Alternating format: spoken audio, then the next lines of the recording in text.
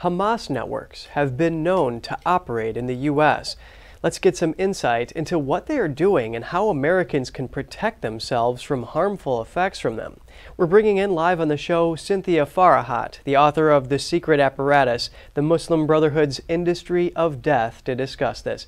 Good morning, Cynthia. It's great to have you with us. Good morning. Thank you for having me. Can you tell us how these Hamas supporters carry out their goals on U.S. soil? Yes,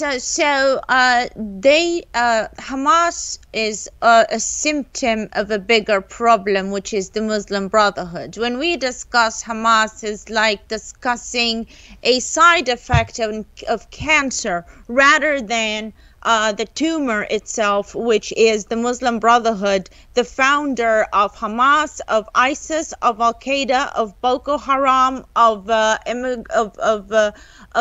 countless Islamic terrorist groups. It's the incubator of Islamic terrorism.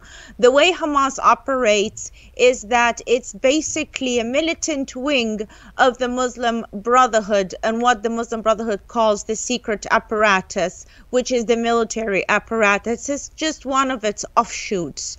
And the way to protect ourselves is to designate the incubator, the parent organization, as a terror group inside the United States, and this will forbid its operatives from either coming into the U.S.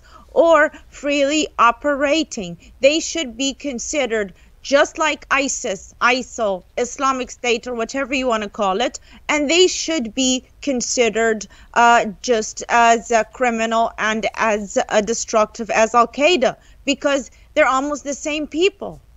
So even with that designation, how would the U.S. root out these front organizations that operate in broad daylight, that try as best they can to distance themselves from Hamas and others? So they can try to distance themselves all they want, but if you're an accountant of the mafia, you're still a member of the mafia.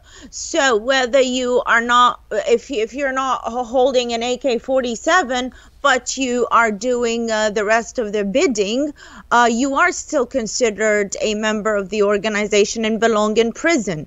That it should be criminalized. They have been trained by ex-Nazis, by the way, their leadership of the Muslim Brotherhood. That's a fact, not an opinion. They've also been trained by Soviet propagandists. That's also a fact, not an opinion.